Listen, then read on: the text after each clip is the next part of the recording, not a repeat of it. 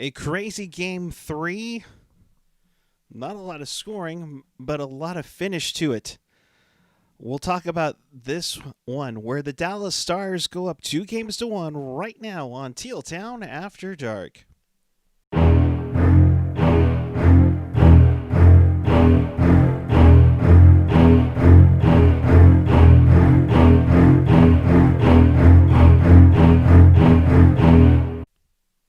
Good evening, everyone. It is Thursday night, September 10th, 2020.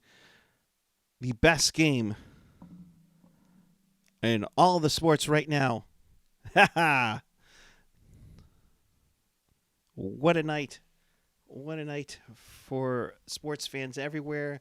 But the best one so far is Dallas and Vegas. This one went down to the very end.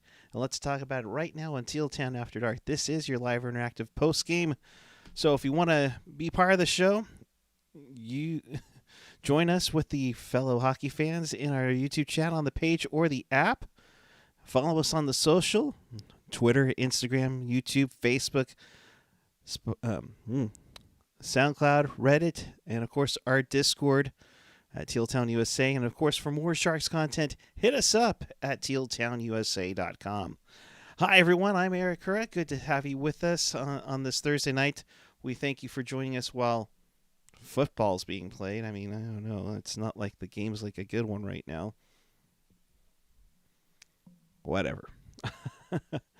Hope you're having a good night with us. Hope you're doing okay in this crazy week here in the Bay Area.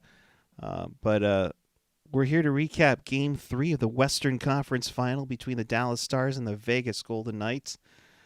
No scoring early on the first, but then second period, with about 17 seconds left, you see Jamie Alexiak just step up on a breakaway and score. Just got past Robin Lehner in that one to make it 1-0 Dallas. Heiskanen and Como with the assist on that one to give Dallas a 1-0 lead after 40 minutes. Just a crazy one. It's just just scooted past Robin Lehner on that one. Third period, Shea Theodore, who's had a great playoff year for Vegas. Yeah, way to go, Anaheim. Way to blow that one. Just couldn't get just don't take Stoner. Just here, we'll throw Shea Theodore in as well. That makes sense. Yeah. Okay. Great. Nice little wrist shot that got past Kudobin to make it 1-1.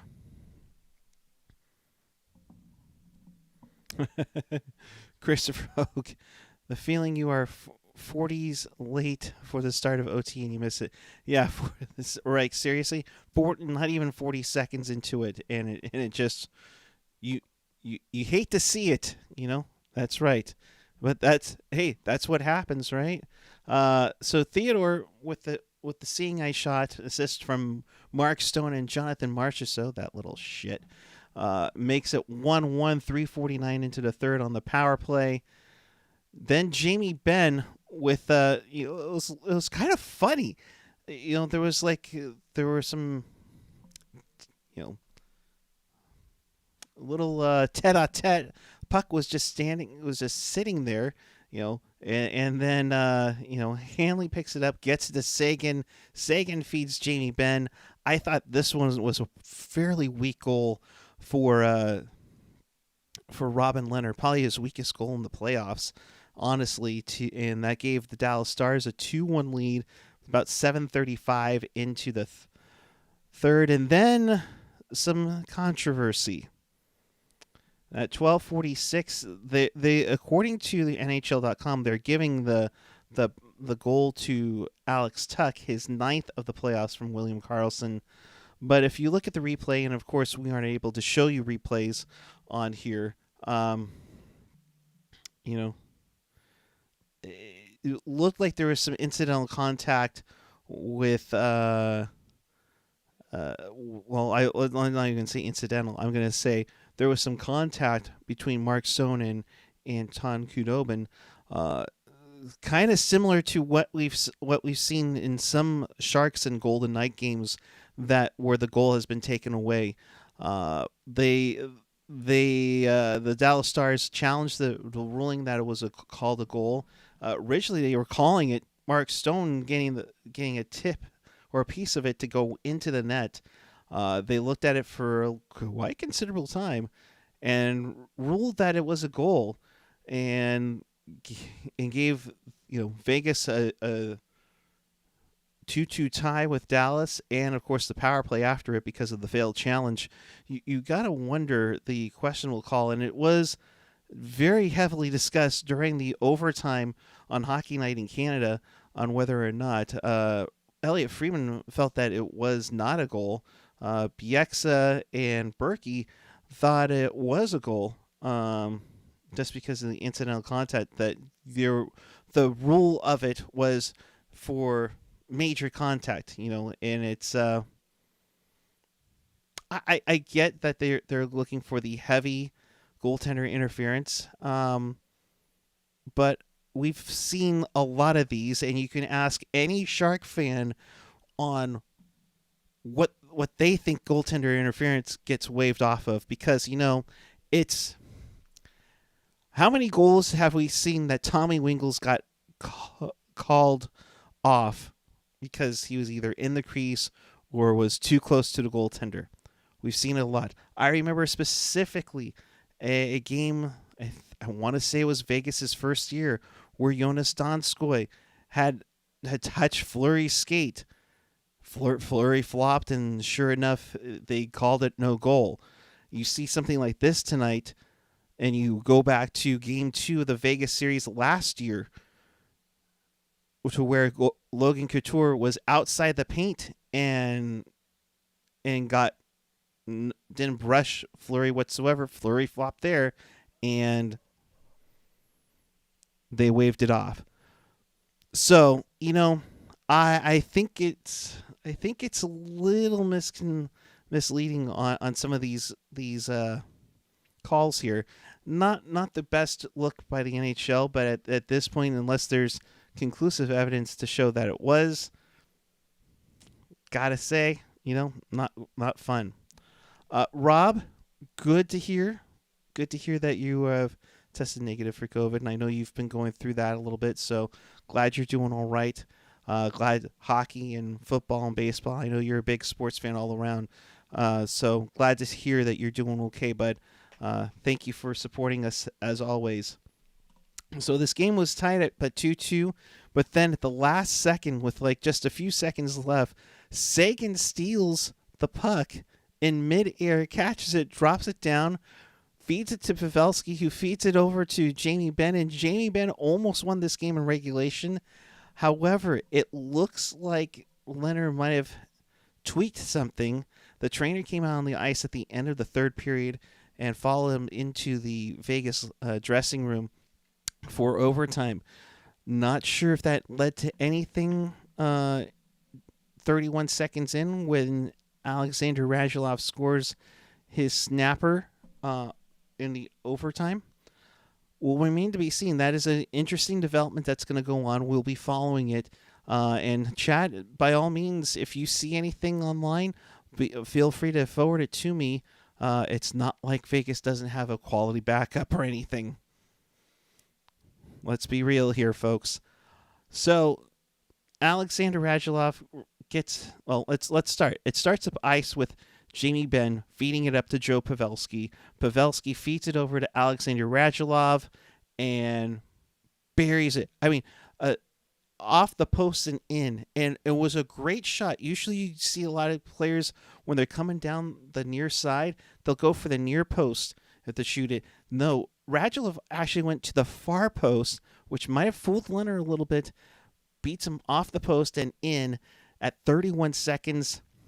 That proves to be the game winner, and the Dallas Stars are up 2-1 on the Vegas Golden Knights. A great game. Shame on you if you were watching Sunday Night Football the whole time.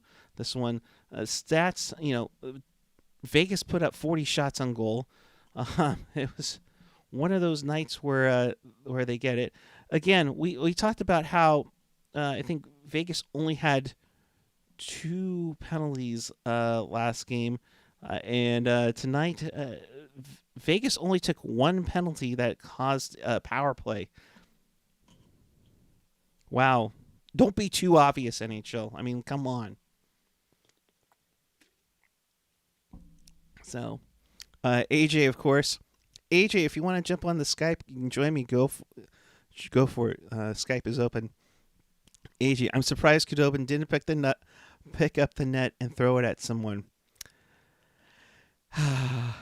If you don't know what that's in reference to, there was a game the Sharks played against the Boston Bruins a couple of years ago that Khudobin literally pulled the net off its moorings and caused it to go, be off the moorings, which should have been a penalty shot, but of course the NHL likes to select its rules for certain teams, and we all know who that is. We're getting some quotes now from the dressing room, from Robin Leonard. I thought they had a lot of odd man rush chances today. That might be one thing we need to clean up, but other than that, we had a hell of a game. And yeah, I mean, outside that, I thought Vegas played a pretty well game, all things considered. And I'm not gonna lie, kind of feels like a Sharks loss of sorts. Putting up 40 shots on goal, decent in the faceoff circle. Yeah, he got one power play goal, but 31 seconds in, you lose in overtime. You do practically everything and nothing gets taken care of. So that's that in this one. I mean, it's crazy to see, like we said, 40-23 were the shots in this game. And it's kind of interesting to see the period breakdown. 12-4 in favor of Vegas after the first. Dallas would put up 14 shots, but Vegas would have 10 in the second. But Vegas really throwing it hard, going 18-4 in the third period in this one. Of course, only one shot was in overtime thanks to Alexander Radulov and his game-winning goal just 31 seconds in. So, some more comments. It was one of those nights. They were opportunistic. The puck landed on the stick of two dangerous players in Ben and Radulov, and they took advantage. Amazing Pete DeBoer forgetting, there's Joe Pavelski in the middle of that whole play to set up the game-winning goal. But hey, you forget what probably got you that job over there. But, and Chris Hogue saying PDB is going to PDB. Oh, yeah. No, you're right, Chris. So if you're just joining us, welcome to Teal Town After Dark. We take your comments throughout the show here, so feel free to get in our super chat and have your say. Anton Khudobin coming in and saying, I wasn't injured. All right, then. Right to the point. Thank you very much, Anton Khudobin, who is victorious in a 3-2 overtime victory for the Dallas Stars. They are up 2-1. We'll take a look at the bracket right now. So Dallas goes up a game in this series. Game 4 will be Saturday at 5 p.m. That'll be on your local NBC station. Eastern Conference Final plays out tomorrow at 5 p.m. That will be on the USA Network due to NASCAR on NBCSN. Tampa will leads the series 2-0. They have a chance to go up 3-0 on this series. So that'll be interesting to see what happens tomorrow night. Can Tampa continue on? I thought the Islanders played a pretty good game on Wednesday night and threw everything they could at the Lightning. Could it be a backbreaker? We'll see. Rob Iman saying, Dallas has solved Leonard. Any other bright ideas, PDB? Well, you could have Jonathan Marchessault, so, fall down like a little baby and then blow up his Instagram. Just saying, folks. Just saying. So, an interesting night overall in pro sports, considering everything that's gone on with COVID and everything. Uh, it is the first time ever that MLB, NFL, NBA, WNBA, NHL, and MLS are playing on the same day. It's something crazy about that, you know. And it's great to see that some sports are back. However, that being said, I think it was Pierre LeBrun who mentioned it on TSN's Insider Training. Trading. Yeah, no, my mouth isn't working right now. Trading that the 2020-21 season may not start on December 1st as hopeful. It sounds like the owners really want to get some of that ticket revenue before they start paying players. And so we're looking at potentially maybe, hey, Boxing Day would be a great day. I don't know if somebody has their birthday on there, that'd be a cool, nice birthday present to have. But what does that mean for the Sharks? If they start in January, that means 10 months without the Sharks on the ice. They still can't get into their rink right now to even practice. I mean, yeah, we're talking about practice, but that ice time is so crucial right now. Now, granted, Evander has a newborn. Eric Carlson has a newborn. I think Stefan Nason, who's still unsigned as of this moment, are expecting. Tomas Hertl and his wife is expecting. So, not to say that the babies will get distracted, but what I am saying is that at least there'll be some time before they have to head out on the ice. So yet another game for Vegas when only scored one goal during 5-on-5. It sounds familiar. Yeah, it does sound familiar. I mean, they are definitely having a struggle scoring goals now. And as we always know, and from longtime Sharks fans, in life as in hockey, it takes goals to win. I mean, Vegas has had a tough go around. We look at, tonight they've scored 5 goals in this series, but when you really look at it,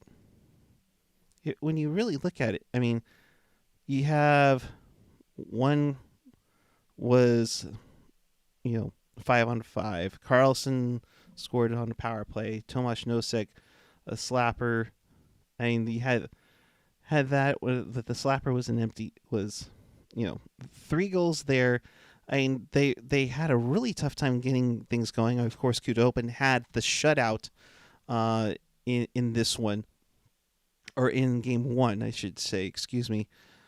And they really had a tough time having anybody getting anything going on. In the last part of the Vancouver series. So, I mean, the offensive struggles, and come on, it's not like they have the depth of the Sharks that can, that's why it's not scoring goals. I mean, seriously, you have Stone out there, you have Marchessault. I mean, come on.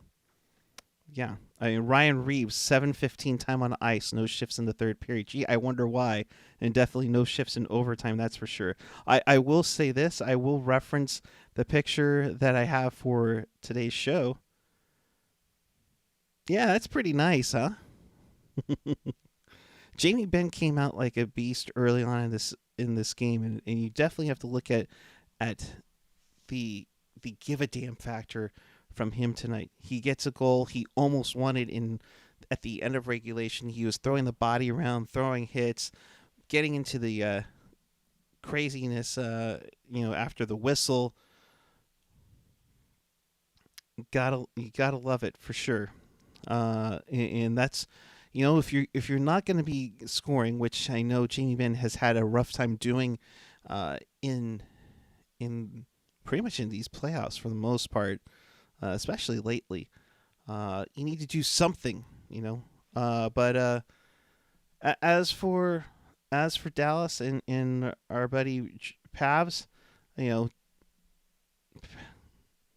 Pavs didn't have. Oh well, come on. Where's her thing? There we go. I was gonna say Pavs had a couple assists tonight. No, they only gave him one, huh? Well, that's a bummer. I thought he had two on that one, but he got this, he got the one of the assists on the game-winning goals there. You know, Rob Iman, if Ryan Reeves was on any other team, he'd be in the press box. I don't know. You like to have him throw the body around there and get people upset. Definitely worked on Antoine Roussel with Vancouver in the second round for sure. Getting under the skin. I mean, some of the antics of him going, blah, blah, blah, blah, blah, blah, blah, you know, just, you know, not necessarily trying to get in their skin, but it does work that way. All this talent, Vegas chokes. Wow, again, I would not hold out hope on Vegas losing this series too much. I think I would like Dallas to win this series. Absolutely. Absolutely, they should win this series. It would be nice. However, I don't think, I don't think it's going to come easy. I don't expect. I'd be surprised really if Dallas wins the next two. I could see Vegas splitting the next two games, but I can't see Dallas winning the next two for sure. Christopher Hogue enjoyed seeing Reeves sitting game with his muffin mask on. You know, he is a good sport at times. He just takes things a little too far with Evander Kane, that's for sure. If McPhee rolls snake eyes, his seat will start getting warm of it. Well, he's not even the GM anymore. It's you know, it's McCrimmon. They basically gave that to McCrimmon to avoid him going to Edmonton, become their new general manager. So, I wonder if Vegas fans finally see what some Sharks fans have said about certain fourth liners. Oh, jeez. Yeah. No, you're right. You know what, AJ? Because you mentioned other scores, let's do wraparound. Have the goddamn common courtesy to give him a reach around. It's wraparound. So going around everything, Giants aren't doing good. They're down 6-1 in the seventh inning, against the Padres. Crazy red hot Padres. The A's won 3-1 over Houston, so they are probably, I think they're up like 6.5 games now. Brody, where are you? Where are you for when I need you, bud? Yeah, 6.5 on Houston with about 18 to play. They're getting close to clinching the division there. And of course, AJ, listening to Ted Ramey on KMBR 1050. That's not a typo, folks. That is not Seahawks 7, Niners nothing. It's supposed to be. That's Seattle Sounders 7, Earthquakes nothing.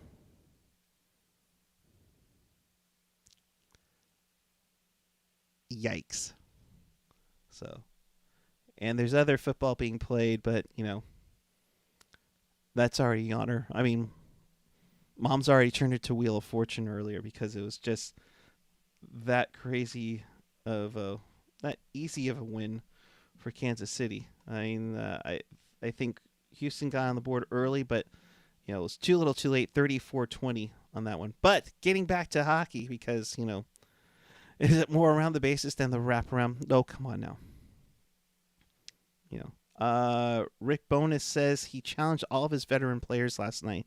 He felt they couldn't keep relying on Gurionov, Kirivana, and Hintz for offense. Radulov now has 8 goals this postseason. 4 have been game winners. Definitely, indeed. And there's definitely, I think, and AJ, I know you're out there too, but I think the president of the Dallas Stars needs to light a fire under Sagan and Ben's butt. I mean, yeah, Ben had a nice game tonight, but Sagan, where have you been? You have 1 assist? in these last few games. I mean, come on. Pavs had an assist tonight. Want to get him lighting the lamp again. He was on such a crazy run early on. You would expect him to come into the big Pavelski, and of course that will always be my overtime predictor when he's in the playoffs for sure. So looking out for that. Uh, so all right. Well, if you missed anything or don't want to watch this again, check us out on tealtownusa.com or our YouTube channel. Of course, for our audio content, if you've ever missed anything, check us out on Apple Podcasts, Google Podcasts, YouTube, SoundCloud, Stitcher, TuneIn, Spotify, iHeartRadio, and of course, always available at tealtownusa.com. So with that, we'll get to the jersey of the night. I know this is one I'm sure all of you are hoping, but it is the 2011-12 Tory Mitchell.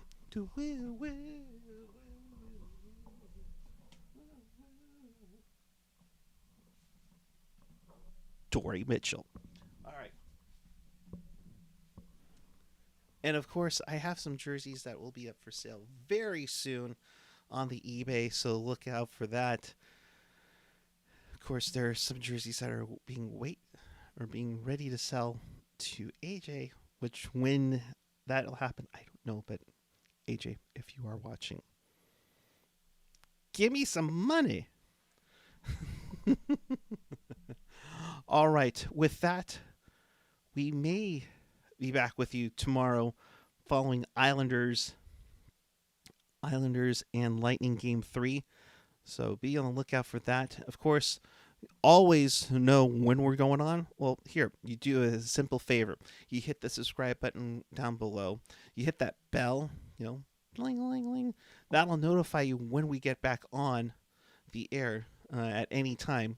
So definitely check us out on that. And of course, we have a bunch of great content. AJ and I did a number of interviews during the pause. If you even want to call it a pause still, because the Sharks are still on pause, and they might be on pause till January now. So, Joe Pavelski is now the 6th on the list of active players for most career Stanley Cup playoff overtime points. He has 3 goals and 3 assists. And that's crazy. That's something else. I mean, I honestly, I would have thought he had more. To be quite honest, I thought he had more overtime winners than that. Sleepy Mofo asking, do you think the Sharks will reveal the 30th anniversary sweater around the draft or just before the December 1st start of the season? We can only hope it was December 1st. At this point, we may not have it at December 1st. So and AG under the Teal Town USA banner, Sharks will reveal 30th anniversary before the season starts. Yes, can't wait for that. We hand all our monies to the Sharks for sure. And with that, we'll call it a night here. Move my mic so it points at your mouth, dude. Oh, well, I can do that, but,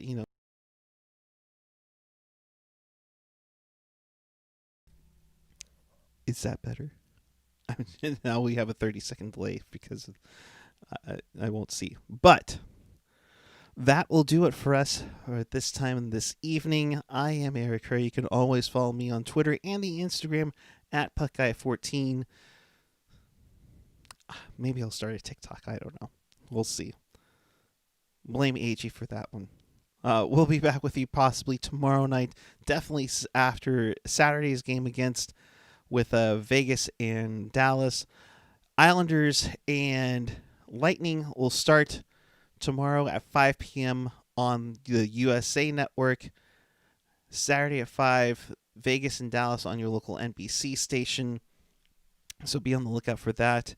And that'll do it for us. So if you haven't missed anything, check us out. We do this after every night in the Stanley Cup playoffs. So normally when the Sharks do play, we do go on after every single Sharks game. We have a bunch of interviews, like I said, during the pause. Pucknologist was taped on Sunday, so definitely check that out with Jerk, AJ, and Rocket. And that'll do it for us for now. So until next time, keep it real, keep it teal, keep it real teal. Have a good night, everyone. We will see you possibly tomorrow.